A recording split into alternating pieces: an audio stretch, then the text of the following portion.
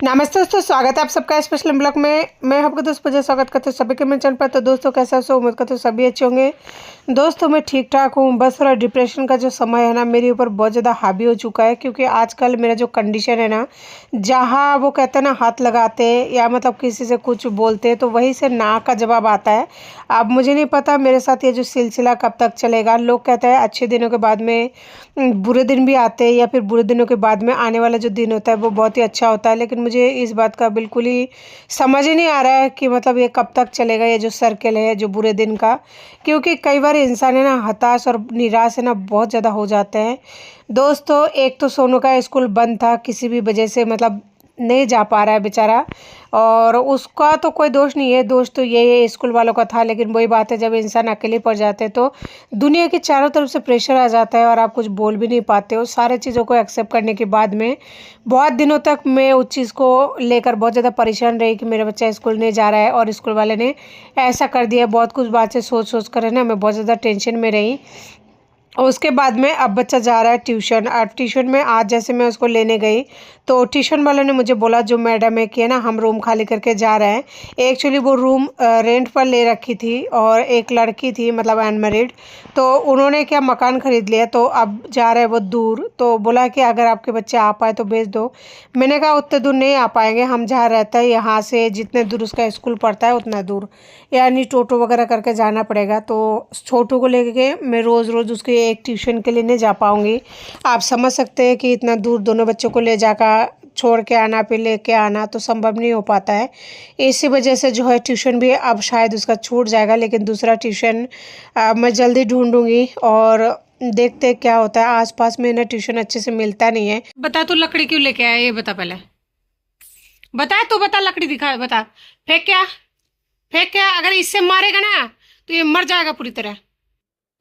नहीं मारेगा तो फिर क्यों इसके पीछे घूम रहा है। लकड़ी लेके जा, जा लकड़ी रख के आ, जा, ऐसे बग, ऐसे बग। बुला रहा है तेरे को सोनू, और तू क्यों उसके साथ बदमाशी करता रहता है, 24 घंटा छेड़ता है। अगर उस लकड़ी से एक दो देगा ना खून आ जाएगा, पूरी तरह हड्डी टूट जाएगी। पागल है क्या, दोनों लड़ते रहते 24 घंटा। कानू, मारना मत, भाई साहब है अपने बड़ा। और तू उसको मत छेड़ना, ठीक है। नहीं तू पिटेगा, मैं भी नहीं आऊंगी, जा यहाँ से। मॉर्निंग में बनाए थे रोटी, तो रोटी हमारा मॉर्निंग में 3 ही बनती है। कई कबार ज़्यादा बन जाती है, बाकी नॉर्मली जो है रेगुलर 3 ही बनाती हूँ मैं। तो 3 रोटी बनी है और आलू की भुजिया बनी है। क्योंकि सुबह सुबह मुझे उतना टाइम नहीं मिला था कि कुछ सब्जी वगैरह बना पाऊँ। तो बना लूँगी शाम की टाइम, यानी दोपहर से थोड़ा बाद में बनाऊँगी तो दोनों टाइम का हो जाएगा। तो दोनों बच्चों को यहाँ पर दे रही रोटी और मैं सोनू के साथ में खाना खाती हूँ। आजकल बहुत दिन हो चुका है और ये जो बच्चे हैं ना बहुत ज़्यादा लड़ाई करते हैं, इतना ज़्यादा लड़ते हैं ना जिसका कोई हद नहीं है। यहाँ पे माना करते करते भी है ना, वो सुबह का टाइम था जब मैंने आप लोगों के साथ में शेयर किया कि उसको मारना मत। तो ये शाम के टाइम उस बंदे ने पूरी तरह से इसको कच्चूमर बना दिया है।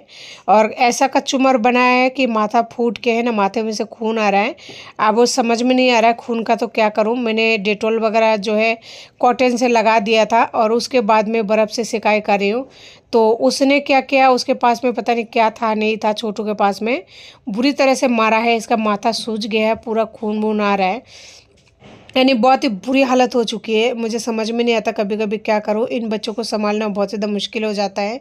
जो संभालते हैं ना 2 बच्चों के साथ में कितना कर पाते हैं वो भगवान ही जानता है। माथे पर क्यों मेरा काम नहीं होता है और क्यों मैं सारे दिन में काम कंप्लीट नहीं कर पाती हूँ, वो जो करते हैं ना उन्हीं को पता रहता है। लोग तो बस हकने में हक देते हैं कि है ना तुम क्यों नहीं कर पाती हो, हमारे पास भी उतना ही घंटे रहता है, फिर तुम्हारा काम क्यों नहीं होता। तो लोगों से तो मुँह लगना बेकार है। लोगों का क्या है, खाने के लिए कोई नहीं आएंगे, पूछने के लिए कोई नहीं आएंगे, ताने मारने के लिए हंसने के लिए सभी आता है। ये सच्चाई इंसान को तब पता लगता है जब वो खुद अकेले होता है, हर चीज़ का फेस कर रहा होता है ना तब। तो मुझे तो लोगों से फ़र्क नहीं पड़ता, लेकिन रियल लाइफ में जब तहलका मची हुई होती है ना तो बहुत ज़्यादा तकलीफ होती है। बच्चे छोटे थे ना तो ऐसा लगता था बड़े हो जाएंगे तो शायद थोड़ा शांति मिलेगा। लेकिन मुझे लग रहा है जैसे जैसे बड़े हो रहा है ना लफड़ा और बढ़ता जा रहा है। अभी तो छोटू इतना सा है, दोनों जने इतने भयंकर तरीके से लड़ते हैं ना, एक दूसरे का माथा फोड़ देता है। अभी सोनू का माथा फूट चुका है, अब समझ में नहीं आ रहा है क्या करूँ, क्लिनिक लेके जाऊँ क्या करूँ, कुछ भी नहीं समझ पा रही हूँ। और अभी जो है दोपहर का टाइम से थोड़ा सा लेट हो चुकी है, यानी 3-4 के बीच बज रही है, 4:30 के करीब। तो इस टाइम में अगर मैं लेके जाऊँ उसको डॉक्टर के पास में, तो सोचिए आते-आते क्या टाइम होगा, क्या होगा, नहीं होगा। अब मेरी इच्छा भी नहीं है इस टाइम ले जाने की, क्योंकि घर में बहुत सारे काम होल्ड पड़ी हुई है। लेकिन क्या कर सकते हैं, अगर ज़्यादा होता तो ले ही जाना पड़ता। लेकिन मतलब खून आया है, उतना ज़्यादा नहीं है, मतलब ठीक-ठाक है, लेकिन माथा सूज के है ना पूरी तरह से, क्या बताऊँ आपको कितना ज़्यादा सूज चुका है। ऐसा होता रहता है, दिन में एक दूसरे को बहुत बुरी तरह से आजकल ये लोग मारते हैं। बहुत समझाती हूँ, बड़े भाई है, छोटे भाई है, बहुत समझा समझा के थक जाती हूँ। उनको जिस टाइम समझाओगे उस टाइम बोलेगा हाँ हाँ, उसके बाद में जैसे ही आप वहाँ से उठोगे नहीं, उससे मतलब पहले ही वो लोग लड़ना स्टार्ट हो जाएगा। तो ऐसी वाली हरकतें हैं। खुद का तो टेंशन जैसे तैसे है ही, लेकिन ये बच्चों की लड़ाई की वजह से ना मन में और ज़्यादा अशांति बढ़ जाती है। अभी सोनू को इतने बुरी तरह से जख्म लगी है ना कि उसको लेकर ही मेरी दिमाग बहुत ज़्यादा आउट हो रही है। तो यहाँ पे पीने का पानी ख़त्म हो चुका था। वैसे में 2 ही बिसलेरी है, तो 2 बिसलेरी में जो पुराना वाला बिसलेरी है ना, उसमें तो थोड़ा बहुत पानी भरा हुआ है, तो उसको आज यूज़ नहीं करूँगी। लेकिन ये वाला बिसलेरी से है ना पीते हैं बच्चे, तो इसको फ्रेश पानी लेके भर दूँगी। यानी जो पानी वाला भैया आएंगे जो बेचने के लिए आता है पानी, उसको। तो देखिए अब तक मैंने ये चेरी वगैरह मांजा, पानी वगैरह भरी ना, इतने देर में 5 बज चुका था। तो इसे तो मैं भेजूँगी अभी ट्यूशन। तो ट्यूशन से पहले थोड़ा-सा इसको दूध पिला दिया, क्योंकि 24 घंटे में बच्चों को कभी-कभी मिलता है ये दूध, तो थोड़ा-सा दे दिया। तो छोटू बोल रहा था मुझे भी दे दो, तो मैं छोटू को बहुत दूध नहीं दूँगी, क्योंकि वो फ्रेश दूध लेके आई थी। छोटू को मैंने बोला था कि दूध तभी मिलेगा, तुमने भाई को मारा है, पहले ये बिसलेरी आप अंदर रख दो जहाँ पे मैं पानी भरती हूँ, उसके बाद ही मिलेगा। तो बेचारा ले तो आया है, क्या करूँ, इतना ज़्यादा मस्ती करते हैं ना कि उनको कुछ ना कुछ थोड़ा बहुत काम अगर देती हूँ ना तो थोड़ा सा शांत रहता है, नहीं तो बहुत ज़्यादा दुखी कर देता है। आज मैं नहीं जा पाई सोनू के साथ में उसे छोड़ने के लिए, क्योंकि मैं बहुत ज़्यादा लेट हो चुकी थी। यानी कि मेरा जो कपड़ा है ना, जैसे कि आप सबको पता है, मेरे पास फ़िलहाल ये 1 जोड़ी कपड़ा जो है चल रही है, 1-2 जोड़ी। अब पता नहीं कब तक लाऊंगी, जब तक मेरे पास पैसा नहीं होगा तब तक मैं भी नहीं लाऊंगी, क्योंकि और भी सारे ज़रूरतें हैं जो मुझे पूरे करने हैं। तो बाबू आज अकेला गया है। यहाँ पे थोड़ा सा दूध बचा हुआ था फ्रेश, तो मैं उसे रख दूँगी चाय बनाने के लिए। और फ्रिज में ये दूध रखी हुई थी, ये गाढ़ा हो चुका है, ये थोड़ा ज़्यादा सूख गया था, इसी वजह से गाढ़ा हुआ है। तो ये दूध मैं दूँगी छोटू को, छोटू पी लेगा। लेकिन सोनू को ये गाढ़ा दूध नहीं दे सकती, क्योंकि उससे है ना जल्दी लूज़ मोशन, कब्ज़ वगैरह, यानी वो बोलते हैं ना कि इम्यूनिटी सिस्टम उसका बहुत ज़्यादा कमज़ोर है, जल्दी ठंड गरी है, गर्मी या फिर जो भी होता है, इस वजह से उसे थोड़ा सा सावधानी से देना पड़ता है। तो सोनू तो जा चुका है, और इधर मेरा रसोई का जो भी है बर्तन वगैरह सब कुछ कंप्लीट हो चुका था, यानी पूरी तरह से काम भी क्लीन वगैरह सब कुछ कर लिया। तो आप सोच रही हूँ सबसे पहले इसे क्लीन करूँ, क्योंकि बाबू है ना बाहर कई बार जाता है और पूरी तरह से गंदगी वगैरह करके आता है, तो शाम के टाइम नहलाऊंगी तो नहीं। और सोनू को अकेले छोड़ती तो हूँ, लेकिन मुझे बहुत ज़्यादा डर लगता है, क्योंकि हमारे यहाँ पे बहुत ज़्यादा आवारे कुत्ते वगैरह होते हैं, और फिर गाय भैंस भी होता है ना रास्ते में। बच्चों को लात घुसे मारने का या काटने उठने का डर रहता है। लेकिन कई बार क्या होता है, मैं किसी भी काम में बहुत ज़्यादा बिजी हो जाती हूँ ना, पहले अकेले तो बिल्कुल नहीं भेजती थी, ये 2-4 दिन से है ना इस तरह से भेजने लगी हूँ। लेकिन आप लोग कमेंट करके ज़रूर बताना क्या मेरा इस तरह के डिसीजन सही है या फिर गलत है, क्योंकि कई बार होता है ना अपन कर तो रहे होते हैं, लेकिन है ना वो चीज़ गलत हो रही होती है। तो आप लोगों की राय ज़रूर बताना कि क्या मैं सही कर रही हूँ या फिर गलत कर रही हूँ। और कई बार ऐसा भी लगता है कि हाँ, खुद से थोड़ा बहुत अगर चल के जाएगा, चल के आएगा, तो शायद उसे रास्ता का भी अंदाज़ा लग जाएगा कि हम लोग कहाँ रहते हैं या फिर कुछ भी। तो इस वजह से भी छोड़ रही हूँ, क्योंकि वो थोड़ा थोड़ा बड़ा होने लग रहा है ना, तो मैं सोच रही हूँ कि उसे खुद का काम थोड़ा सा खुद से कर लेना चाहिए, ताकि उसे भी जिम्मेदारी का अनुभव हो। जिम्मेदारी से ये मतलब है कि ट्यूशन वो खुद जा पाए, घर का रास्ता पता लगे, अगर कभी घूम भी जाए तो भी वो अपना एड्रेस तक तो पहुँच जाए। तो ये सभी बातों को सोच कर भी मैं उसे थोड़ा सा छोड़ने की कोशिश कर रही हूँ। बाकी नाइट के टाइम में खुद जाके लेके आती हूँ, क्योंकि नाइट का मतलब 6:30 बजे जो टाइम है ना वो रात हो जाती है। तो मैं छोटू को लेके सारा काम कंप्लीट करके लेके आती हूँ, और हर रोज़ ही जाती हूँ। लेकिन बाई चांस जिस दिन नहीं जा पाती हूँ उस दिन भी कॉल करके टीचर को बोल देती हूँ कि आप उसे भेज दो, तो फाइनली वो कभी कभी आ भी जाता है। लेकिन आप लोग ज़रूर बताना कि क्या ये सही है या फिर मैं कुछ गलत कर रही हूँ। और आप लोग भी, एक माँ या बहनें जो भी होते हैं, लेडीज़ों की सोच है ना काफ़ी हद तक है ना लगभग मिलती जुलती है। तो दोस्तों छोटू को मैंने वहाँ पे बहुत ही अच्छी तरीके से मतलब क्लीन कर दिया था, और फिर सरसों का तेल लगा के हाथ पैरों में क्रीम वगैरह लगा दिया था। फिर मैंने सोचा क्यों ना मैं भी बालों में ऑयल वगैरह लगा लूँ, मुझे भी टाइम नहीं मिल पाता है। और दोस्तों मुझे ना खुद के ऊपर ही बहुत ज़्यादा क्या बताऊँ कि कैसा लगता है, लेकिन मैं इस कदर इस टाइम मजबूर हूँ ना कि मैं कुछ भी नहीं कर पा रही हूँ। मेरे पास मैं क्या बताऊँ कि क्या हालत हो रही है इस टाइम। जो लोग सिंगल रहते हैं उनका परिवार नहीं है ना, बस वो ही जानते हैं और वो ही समझ सकते हैं मेरी इस पीड़ा को। अगर मेरे पास कोई एक भी इंसान होता ना तो मैं बच्चों को इस हाल में छोड़ के चली जाती ड्यूटी में, लेकिन मेरी बदकिस्मती ऐसा है कि कोई भी इंसान ऐसा नहीं है जो मेरे बच्चे को देख सके और मैं 2 रुपए कमा के बाहर से घर में लाऊं और मेरी ज़रूरतों को पूरा करूं। तो बहुत ही बुरी दिनों से गुजर रही हूँ, बहुत ही ज़्यादा तकलीफ़ से गुजर रही हूँ। लेकिन लोगों को मजाक लगता है, इसलिए तो कहता है ना कि लोग लोग होता है, अपना अपना होता है और पराया पराया होता है। क्योंकि मैं यहाँ जीने मरने की मतलब उम्मीद खो चुकी हूँ। दुनिया को देखती हूँ, लोगों को देखती हूँ ना, ऐसे डर सा लगता है, ऐसा लगता है कि भगवान ना जाने किस पल क्या हो जाए। और मेरे साथ फ़िलहाल ऐसा ही हो रहा है कि कुछ भी कह पाना मुश्किल है, किस पल क्या होगा। अभी देखिए मैं यहाँ पे सरसों का साग लेके आई हूँ रात की बनाने के लिए। तो रात को यहाँ पे सरसों का साग की भुजिया बनेगी और साथ में एक 250 ग्राम का फूल गोभी है, तो फूल गोभी और आलू मटर की सब्जी बनाने वाली हूँ। तो सरसों का साग को इसी टाइम छाट कर रखूँगी। अभी देख सकते हैं बाहर का है ना सनलाइट आ रही है। रात को है ना रूम के अंदर अगर छाटते हैं ना तो उसमें कीड़े मकोड़े दिखाई नहीं देता, इस टाइम दिख जाते हैं। आप लोग वो सभी कहते हैं ना कि दुर्घटना कभी भी हो सकती है, कोई भी चीज़ मतलब बोल कर नहीं आता है। सोनू तो सुबह बुरी तरह से जख्मी हो चुका था, उसे नहीं ले जा पाए। और यहाँ पे जो है मैं काम कर रही थी, इस बंदे को कई बार बोल चुकी हूँ छोटू मत बदमाशी करो बेटा, बैठ के खेलो या फिर उधर जाओ उस रूम में लाइट जला के खेलो। और अगर उस रूम में लाइट जला के भी अकेले खेलेंगे ना तो भी वो कुछ ना कुछ कहीं ना कहीं बच्चे लगा ही लेते हैं चोट। बच्चों को पीछे आप चाहे कितना भी कर लो लेकिन बच्चे मानते नहीं है। इससे मैंने कई बार बैठने के लिए बोला है, कई बार कुछ करने के लिए बोला है, लेकिन वो बिल्कुल ही नहीं सुनता है। अभी देख सकते हैं मैं यही बैठी हूँ पास में। और छोटू को भी इतनी बुरी तरह से चोट लगी है ना, इसकी माथा पूरी तरह से सूज गया है। लोग तो ये कह देंगे कि है ना साथ में है तो फिर कैसे गिर जाता है, साथ में है तो फिर मतलब बच्चा को ऐसे चोट कैसे लग जाती है। लोगों का छोड़िए, अगर यही वीडियो उसके बाप देखेंगे ना तो मुझे पता ही है, तो वो फ़ोन करेंगे या फिर वो कॉल करेंगे, तो मुझे कोई फ़र्क नहीं पड़ता, ना मैं फ़ोन रिसीव करोगे ना ही मुझे उनका कॉल का कोई जवाब देना है, क्योंकि जो इंसान छोड़ के जाता है उससे तो कोई मतलब ही नहीं है। अभी देख पाएंगे आप लोग कि छोटू भी यहाँ पे किस तरह से गिर जाता है और मैं यहीं पे बैठी हूँ। क्या करे, बच्चा मानता ही नहीं है। देख सकते हैं वो कहता है ना अनहोनी को कोई भी नहीं टाल सकता है, और इस तरह से सारा दिन करता है। कभी ये चोट लग जाता है, कभी वो चोट लग जाता है, ऐसे कर करके काम करती भी रहती हूँ, बच्चे भी घायल होता है, मेरा काम भी कंप्लीट नहीं हो पाता है। और जिस दिन बाहर जाती हूँ ना उस दिन का तो कहना ही क्या है। उस दिन तो ऐसा लगता है कि रात कब हुई, सुबह कब हुआ, दिन कब हुई, मतलब कुछ भी पता नहीं रहता है। और इतनी बुरी तरह से उस दिन थक जाती हूँ ना कि जहाँ मुझे ये नहीं पता लगता है कि कितने बजे सोई और कितने बजे उठी, कि दिन में खाना भी खाई कि नहीं। मेरे साथ सच में ऐसा स्थिति होती है। शायद कुछ लोग नहीं मानेंगे लेकिन ये हकीकत है। तो बच्चे को चुप कराने में है ना मुझे बहुत ज़्यादा समय लग गया था, और उसे चोट लगी है, वो तो भगवान का आशीर्वाद बना हुआ है मेरे साथ में।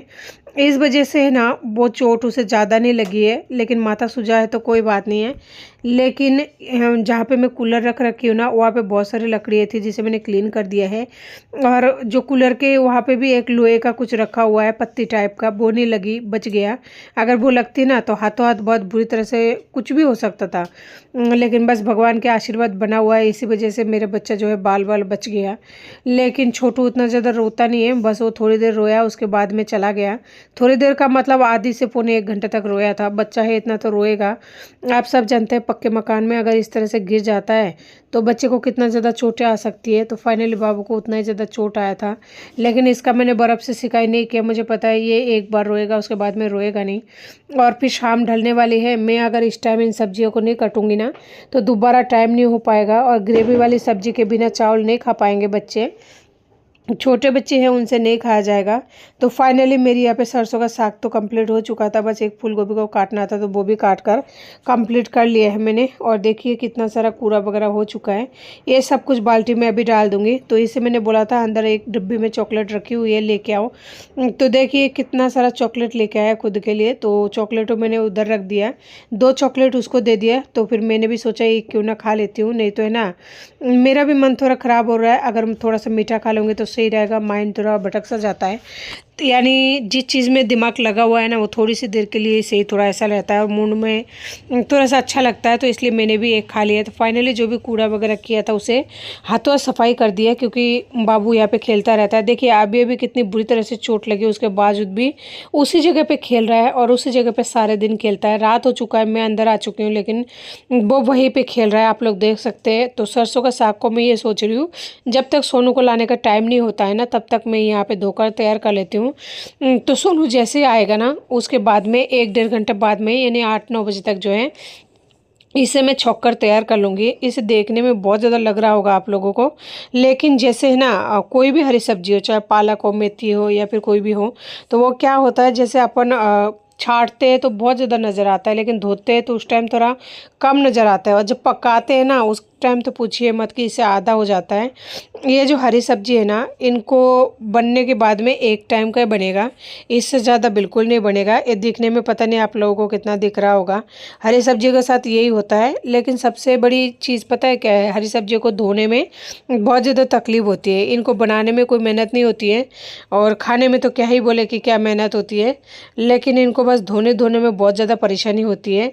और मेरे ससुराल में ये सब चीज़ें खाते नहीं थे और वो लोग खाना पसंद भी नहीं करते, क्योंकि एक तो इसमें टाइम लगता है और दूसरा वो लोग खाते ही नहीं है, बहुत ही कम खाते हैं। ये सरसों का साग हो गया, पालक हो गया, मेथी हो गया, मैंने उनको कभी नहीं देखा था कि वो लोग इस तरह से मतलब साग सब्जियां खाते हैं। साग सब्जियों का मतलब ये है पालक वगैरह ये सब खाते नहीं है। मेरे पति पालक को ऐसे बोलते हैं घास फूस है। सरसों का साग के लिए मैंने पूछा था, कहता है हम लोग नहीं खाते, हमारे घर में कड़ी छोला मतलब नॉर्मली जो सब्जियां बनते हैं वो ही बनते हैं, बाकी और कुछ भी नहीं बनते हैं। वो लोग तो बैंगन नहीं खाते, कटेल नहीं खाते, सोयाबीन नहीं खाते, मसूर का दाल नहीं खाते, मतलब उनका अलग मतलब वो है। हर इंसान का अपना अलग कल्चर होती है, मैं उस चीज़ का सम्मान करती हूँ। और मैं जब तक उनके घर में रही कभी मैंने बोला भी नहीं कि बैंगन लेके आओ। एक बार मुझे पता नहीं था, मैंने बोला था मेरे जेठ जी को, सब्जी नहीं था तो बोला था कि है ना भाई साहब क्या बनाना है, तो मेरी जो जिठानी थी उन्होंने बोला था कि कड़ी बनानी है। तो मैंने बोला जी जी जल्दी से तो है ना सोयाबीन की सब्ज़ी बन जाती है कड़ी से भी पहले। तो फिर मेरी जिठानी ने बोला था कि हमारे घर में मतलब नहीं खाते सोयाबीन वगैरह, ऐसे बोलते हैं मांस की तरह दिखता है। तो मैंने कहा ठीक है नहीं खाते तो मत बनाओ। तो दोस्तों सारा काम कंप्लीट हो चुका था। यहाँ पे मैं जा रही थी कि सोनू को लेने के लिए, तो यहाँ पे एक बछड़ा बंधा हुआ रहता है, 12 टाइप का है। तो यहाँ पे बाबू इसके साथ थोड़ी देर से खेल रहा था, क्योंकि उसे चोट लगी है ना। तो मैं ये सोच रही थी इसका दिमाग थोड़ा सा डाइवर्ट हो जाए ताकि ये थोड़ा सा खुश हो जाए। उसके बाद में हम गए थे सोनू को लेने के लिए। दोस्तों मुझे ये तो नहीं पता कि मेरे बच्चे के नसीब में क्या लिखा है क्या नहीं लिखा है, ऊपर वाले मालिक है और वो ही जानते हैं, करता धरता वही है। अब मुझे जो है उन पर ही विश्वास है, इसके अलावा इस संसार में इस दुनिया में किसी पर भी विश्वास नहीं है, और ना ही मैं विश्वास करना चाहती हूँ, ना ही किसी पर उम्मीद है। मेरे बेटे का स्कूल तो पहले छूट चुका था। फाइनली आज ट्यूशन वाली ने जवाब दे दिया कि है ना वो रूम खाली कर रही है। दिल में है ना कहीं मतलब एक डर सा बैठ चुकी है, और डर भी रही हूँ, डर सा बैठ भी चुकी है, डर भी रही हूँ कि देखे यार बच्चे की किस्मत कैसा है कि जहाँ उसको भेज रही हूँ वहीं से ना का जवाब आ रहा है, जहाँ भेज रही हूँ वहीं से ना का जवाब आ रहा है। फिर मन को ये कह के समझा रही हूँ ट्यूशन ही तो है, लोग पता नहीं कितने चेंज करते हैं, पता नहीं कितना कुछ करना पड़ता है। अगर मैं ही यहाँ से रूम खाली करके कहीं और जाऊँ तो वैसे भी तो ट्यूशन चेंज होगा ना, तो गम वाली कौन सी बात है। मतलब बहुत कुछ सोच रही हूँ। फिर सोच रही हूँ मम्मी को बोल दूँ क्या, फिर सोचती हूँ यार मम्मी को अगर बोलूँगी ऑलरेडी मैं परेशान हूँ तो मम्मी भी इसी बात को लेकर परेशान हो जाएगी। मम्मी भी इसी बात को लेकर परेशान इसलिए हो जाएगी क्योंकि उसका स्कूल पहले से छूटा हुआ है, और है ना मेरे साथ एक तरफ से गद्दारी नहीं हुआ है, बहुत सारी तरफ से गद्दारी हुआ है। स्कूल तो छूटा है, मैं कुछ नहीं कर पाया। अगर मेरे साथ कोई होता ना तो स्कूल वाले को जवाब दे देता, लेकिन नहीं दे पाई, ठीक है। और आज मेरे बच्चे का ये स्थिति है, जहाँ मैं पढ़ाना चाह रही हूँ, मैं कोशिश कर रही हूँ, लेकिन हर तरह से मुझे नाकामी हासिल हो रही है।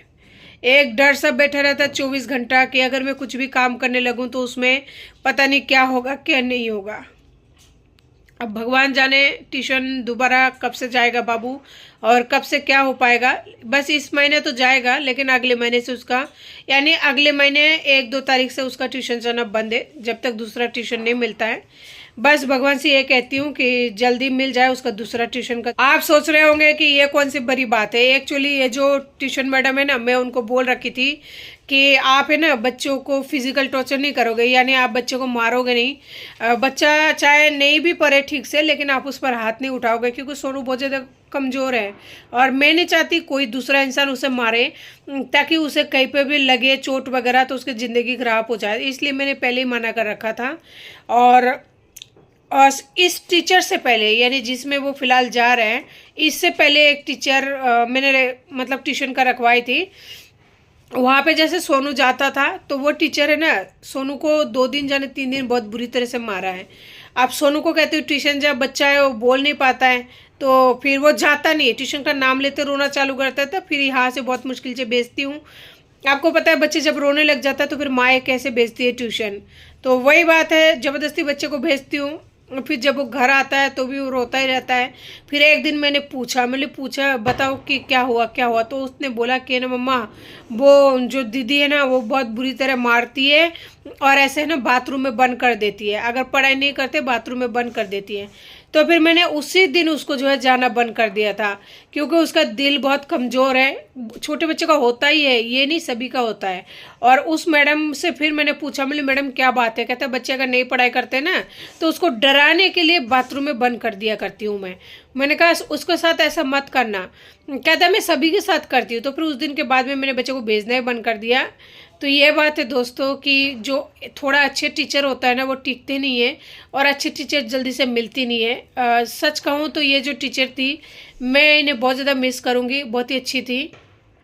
जैसे सोनू पहले स्कूल में जाता था तो वो स्कूल बहुत ही अच्छा है, लेकिन वही बात है इंसान अफोर्ड नहीं कर पाता है तो कहाँ से कराएंगे, चाहे स्कूल अच्छा भी हो तो क्या कर सकते हैं। लेकिन ट्यूशन जो है बड़ी मुश्किल से मैं खर्चा चला रही थी, और उस बीच देखिए किस्मत ने साथ छोड़ दिया। अब देखते हैं भगवान क्या करते हैं, उसके बाद ही देखेंगे। बस आप लोग थोड़ा सा दुआ करना है कि मेरे बेटे का जो भी भविष्य है, अभी तो वो दुख से निकल रहा है, लेकिन आने वाले फ्यूचर में उसे कभी दुख ना मिले। मैं भी यही कहती हूँ भगवान से, ना जाने भगवान आगे क्या लिख रखा है।